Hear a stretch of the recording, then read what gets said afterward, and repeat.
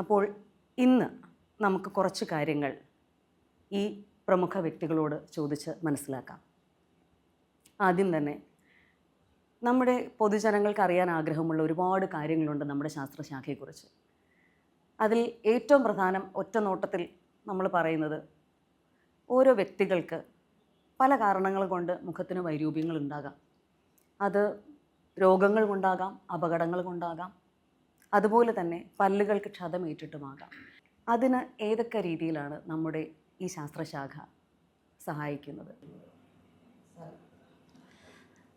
നമ്മുടെ ഈ ഡെൻറ്റിസ്ട്രിയിലെ വിവിധ വിഭാഗങ്ങളെക്കുറിച്ച് പറയുകയാണെങ്കിൽ 9ഓളം സ്പെഷ്യാലിറ്റീസ് ഉണ്ട് ഇതിൽ. ഇപ്പോൾ ഡോക്ടർ ചോദിച്ചതുപോലെയുള്ള മുഖത്തുണ്ടാകുന്ന വൈരൂപ്യങ്ങൾ, അത് നമ്മളുടെ അസ്ഥികളുടെ ക്രമാതീതമായ വളർച്ചയെക്കുറിച്ച്, അല്ലെങ്കിൽ ക്രമാതീത വളർച്ച കൊണ്ടുണ്ടാവാം, അല്ലെങ്കിൽ നേരത്തെ ആക്സിഡൻറ്റ് പോലുള്ള അതുകൊണ്ടുള്ള ഡാമേജസ് വരാം, പല്ലിൻ്റെ കേടുപാടുകൾ മൂലമുള്ള പല്ല് നഷ്ടപ്പെടുന്നതുകൊണ്ട് മൂലം വരാം. ഇതൊക്കെയെല്ലാം ചികിത്സയ്ക്കായിട്ട് നമ്മൾ എല്ലാ ഡെൻ്റൽ ക്ലിനിക്കുകളിലും ചെയ്യാവുന്ന ചികിത്സകൾ മാത്രമേ ഇതിലുള്ളൂ. അതോടൊപ്പം തന്നെയും ഏതെങ്കിലും വിദഗ്ധ ചികിത്സ ചെയ്യേണ്ടതായിട്ടുണ്ടെങ്കിൽ അതിന് സ്പെഷ്യലിസ്റ്റുകൾ ഇപ്പോൾ എല്ലാ ക്ലിനിക്കുകളിലും ലഭ്യമാണ്. റൂട്ട് കനാലിൻ്റെ സ്പെഷ്യലിസ്റ്റ് ലഭ്യമാണ്. എന്ന് പറഞ്ഞ പോലെ ദന്ത ക്രമീകരണത്തിന്, മുന്തിയതും നിരതെറ്റിയതുമായ പല്ലുകളുടെ ക്രമീകരണത്തിന് ഓർത്തോഡോണ്ടിസ്റ്റ് സ്പെഷ്യലിസ്റ്റ് അവൈലബിൾ ആണ്. ഇംപ്ലാന്റ് ഇടണമെങ്കിൽ അതിൻ്റെ സ്പെഷ്യലിസ്റ്റ് അവൈലബിൾ ആണ്.